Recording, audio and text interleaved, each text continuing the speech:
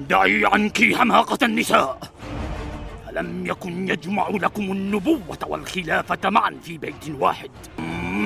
يا ابن أبي طالب، يا ابن أبي طالب، افتح الباب وإلا أحرقت عليكم بيتكم، وإن كان في الدار فاطمة. هيا تجمعوا، هيا تجمعوا، هيا أحرقوا الدار.